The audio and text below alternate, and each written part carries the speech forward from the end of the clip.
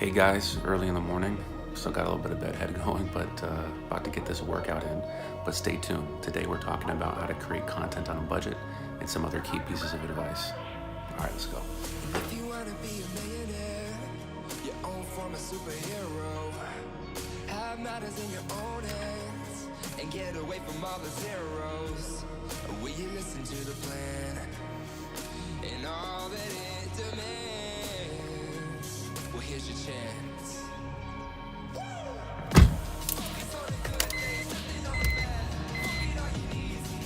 So yeah, got done with my run, about to go get some coffee, and after that going to go check out a recording studio, kind of a film/recording studio that can be used to record podcasts and to do some filming, and they have green screens. Apparently it's a really nice setup, and the really interesting thing about it is that it is a non-profit, which means you can actually book this equipment and these rooms for free. And so the reason I bring that up is that we often look at how creative some of these pages that we follow are. If you look at Gary Vee, for example, and you see how highly produced all of his content is, he's able to afford that, and we're not necessarily on that same level. But it doesn't mean that we still can't produce good quality content. Now, does it have to be at that D-Rock level, basically? No, it doesn't. But at the same time, we can still produce higher quality content if we're willing to look at the free to low cost resources that might be available in our areas. Have we looked all through the nonprofits and city-owned places that might give us some services that we could use? Have we looked through Craigslist? Have we asked or offered internships to new videographers that could potentially help us out? Have we really explored every avenue? And I think what happens sometimes is that we get stuck on these roadblocks and we start to think, oh, I just can't do it. And that's it. Instead of, well, why don't you spend another hour Googling? It's amazing what you can find when you Google for an hour, not just for a couple searches, but for give yourself an hour to find as many options as possible. Often you'll find more than you were expecting. And if you really can't, you can look at other ideas. What can you teach yourself to do? Can you buy yourself a small camera? Can you use an iPhone like I'm using? Can you teach yourself how to do video editing with iMovie or Media Maker or whatever Windows uses? Sorry, I haven't used a Windows in a long time. So always be aware that there's always options out there, and just do the best you can with what you have. And if the content you're creating is good enough, if it's engaging enough, if people are finding enough value from it, it will eventually turn into something where down the road you'll be able to afford what you want or what you need to create the quality that you want. So don't give up, keep searching, and now let's go check out this recording studio.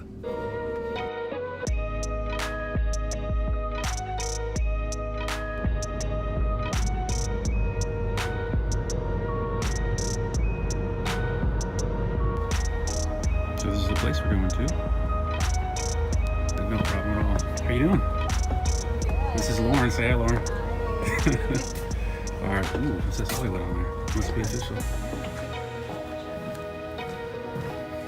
this is Studio A. Oh, wow. It's a green screen room.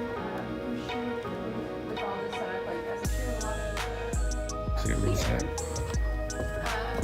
this is the control room for it. And this is the podcast suite. And then the cameras are already all set up. And the microphones are all set up already. Have you used this before? You have? Yes, I have. Nice. Just to do some video stuff. If you're doing a podcast with somebody, you would theoretically have somebody here running it, and then you would be over there talking. Or if you only had you and the other person, you could be here dialoguing with them. That'd be cool. So this camera right over here, this camera right there, that camera is camera 2. It gets a wide of all of this. It's a pretty sweet setup. Welcome to the Startup Your Startup podcast. There you go. Yeah. Over here in this corner is the remote control for the different cameras. So if you look over at It's camera. moving. That's really cool. So now I've got you on 2 of them right there. I've got you in a really nice, well framed up kind of headshot. And then I've also got, it's got kind of that, some of the equipment right there coming down the middle, and you're on the left portion of it. You can add graphics, sound effects. Yeah, this could definitely work for podcasting.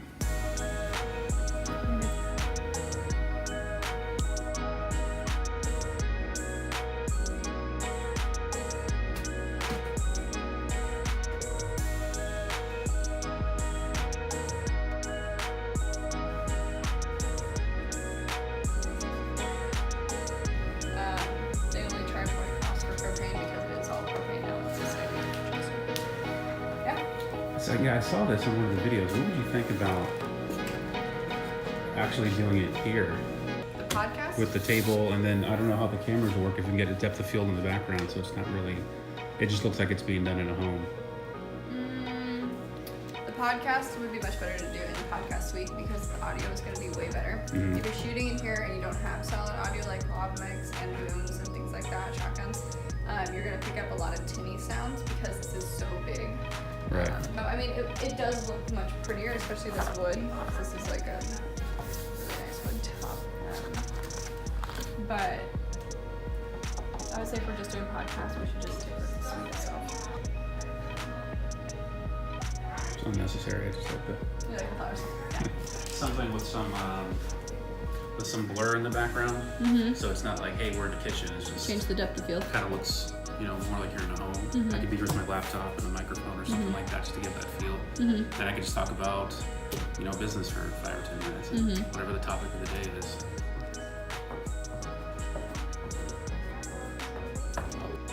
Take a peek inside. Oh, Very tiny. that could work. Hey. Hi. Most spaces are set up for sitcom in the future for shows office/classroom setup, and then you've got the typical living room. Talking about how accountability partners are so important and so beneficial, and so that would be more inspiring, I feel like, to people than being like, hey, look at me, I'm so buff, I'm at the gym. If they see like, hey, I'm going to the gym, I have a hard time getting up in the mornings, I know people who literally will only go if their accountability partner will go. Right. And so it's like having that accountability partner is so important because that is like that next step for some people. Some people can get up 5 in the morning, go to the gym by themselves, totally fine. Right. I don't know how many people can do that, but somehow they do. And so it's like, I think if you're talking about ways to help people achieve these things, because that's what you want the start of your business to be like, is how do you help people achieve something that they really want to do? And that's going to ring, I think, truer than, hey guys, I'm at the gym. Hey Yeah. guys, I'm eating kale. Hey guys, look at my cute dog. It's funny too because I've been reading a book that talks about how to make your customer the hero instead of showing yourself as the hero. Yeah, And absolutely. using the story formula that way. And it's easy to turn advertising into bragging, and it makes you the hero. And in a weird way, it turns you into competition from your Yeah. customers because they want to be the hero. And so if you're constantly showing, look at me doing this, I'm so great. If you put it in that perspective, because you're trying to increase how you look, then that's not going to be received as well. But if you're doing it in a way that's, I'm doing all of this for you, like I'm becoming better so I can help you become better. Now you're the guide, you're the mentor, you're the guru in the story. I mean, that might be a great way to move forward, is to be like, hey guys, I'm going to talk about this over the next couple of weeks. I'm going to talk about health and fitness and eating healthy and blah, blah, blah, and the challenges that we go through, and like 2 or 3 ways you can tackle each of those challenges. Right. I agree with that. I think it just runs into the same problem of it's still kind of like a blog post, because whatever the picture is, I'm still probably going to be writing quite a bit underneath. And so I still think it takes some time. If it's a story, it's you talking about it. Just a video. Yeah, just an Instagram story. I mean, I would look at it as like, I'm just trying to help people. Like, this is like, I want people to know, like, this is where we're going.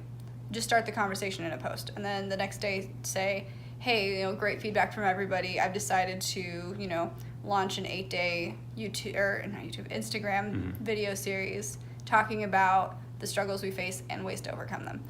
Follow my Instagram feed.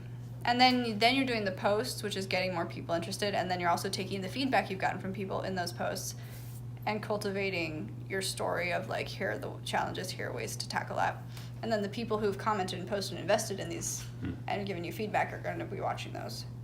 And then, theoretically people share them with their friends or they comment and such, but... Because that would be ideal. I'm trying to make this work really hard. It's all right. Yeah. Here, I can hold it. Sure. Because ideally, the idea would be if you can start, maybe you can start a conversation with them on one side and put some kind of content out based on their answers on the other side. So we can ask them, hey, what's your biggest struggle with your morning routine? And we can get responses to that. And then the next post or down the road, we can have a post of how to enhance your morning routine based on some of the concerns that people have. Yeah, so that way we have content that's easier to put out because it's just a question with maybe just a very little bit underneath. And then we can support it with bigger blog posts after that. Yeah. So that makes sense. Yeah. And you can even do a test, test the waters for your Instagram stories by throwing out, the little polls that you can do on Instagram Right. story, and just getting people's That's a good feedback point. on that way. That's a good point. We should start doing those for sure. Because those are super easy and Yeah. impactful. I want to use people's real words in our marketing too, so that I could really connect with how people are actually feeling. So that's a good Yeah. point. Yeah, So, yeah, that's an option. cool. I'll take that. Okay. So yeah, that was the media center that we might be using to start recording the podcast, maybe doing some YouTube videos as well. That was really cool. I haven't seen that place before, and our podcast producer Lauren, she works there all the time, and so I think we're going to be making some pretty cool stuff. We were just talking about the podcast we're going to be doing soon, and that's going to be interesting because we're going to be doing something pretty unique. Not like most podcasts you listen to. We're going to be trying to do something pretty different, and where you're really getting not just the full story, but like the full story from that people might have, but also really getting deep into the value and the advice that they have to offer, so that you can take very direct things from it and apply it into your own life, into your own business, and to be able to avoid the mistakes that they made and be able to benefit from the good things that they did. So really excited about it. Can't wait to share it with you guys. Really hope you like it. And when that comes out, of course, we want your honest feedback. We want to see what you liked, what you didn't like, what we can do better on, and keep moving forward that way. So hey, really inspired right now to be able to make some truly helpful content for you guys. I know there's a lot out there that you could be listening to, that you could be watching. I really appreciate the fact that you're watching this, because we're really trying. We're really trying to do something different. We're really trying to help you live the best life that you can live through entrepreneurship. And if that's the route that you decided to go, we're going to be here to support you the whole time. So thank you so much, guys, and we'll see you on the next one.